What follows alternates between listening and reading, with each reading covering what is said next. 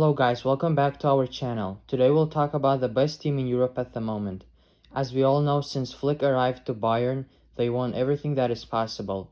Some people say that Bayern has absolutely no weaknesses, but is that true? So let's analyze what kind of problems Bayern might face this season. First thing that comes to our mind is the loss of Thiago Alcantara. This might impact even Bayern no matter how good they are because he's a big player.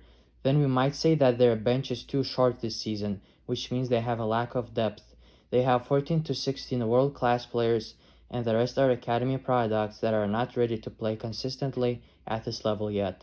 At the end of the transfer window, Bayern signed Roca and Choupo-Moting. These are questionable signings. They signed Douglas Costa, who's a technically gifted player that played for Bayern before, and this is a good addition, but he is injury-prone, which makes us doubt if this is good. They needed a right back for sure, but didn't get one.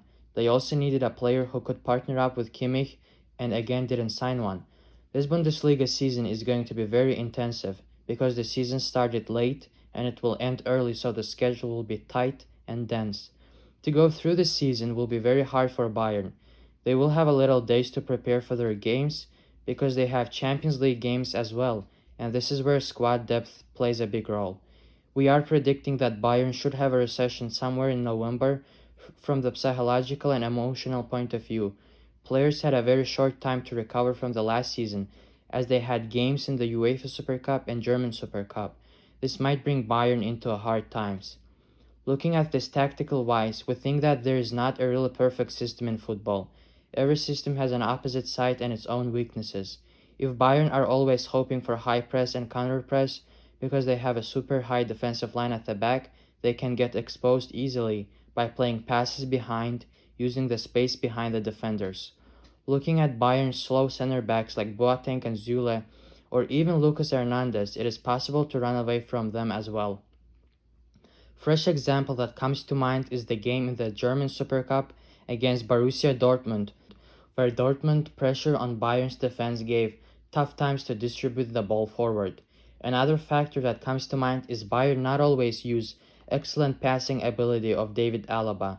Against Bayern, diagonals from the center of the midfield into the flanks or from flanks to flanks works well and gives hard time for Bayern. Last season, Freiburg used this against Bayern, where Bayern still won, but not as easy as they destroyed others last season. Even Lewandowski has shutdowns in the games where he doesn't score when he has 4 or 5 scoring chances. When Bayern are 100% ready, it is extremely hard to use these weaknesses against them. You need a ton of luck as well. To beat Bayern, you also need to win 50-50 moments and make interceptions. This season, we saw Hoffenheim beat Bayern 4-0, which could be used as a sign. The best thing that Hoffenheim produced at that game is converting their chances into goals. They scored 2 by the 20th minute. If we remember, last season in the Champions League, Lyon also could have scored a goal or 2 by the 20th minute. Hoffenheim used the ability of their goalkeeper Baumann of making long passes. He was doing it at the right time. Hoffenheim were leaving 3 players against 2 center backs, and again they had a good understanding of winning 50-50 balls. Their main target was David Alaba because he was poor at doing that. To add, Kimmich doesn't have a partner in the center of the field to control the game and the ball when there is a close game. Before it was Thiago, but now we don't know if Bayern has someone who can partner up with Kimmich. It is certain that Goretzka is not the player to do that for sure. This is what we had in our mind for Bayern and this video. There isn't really anything to add, as it seems Bayern is a team that doesn't have many weaknesses. We will see what will happen to the German machine this season. Thank you for watching. Please subscribe and leave a like for this video. And remember, all for football and football for all. Thank you.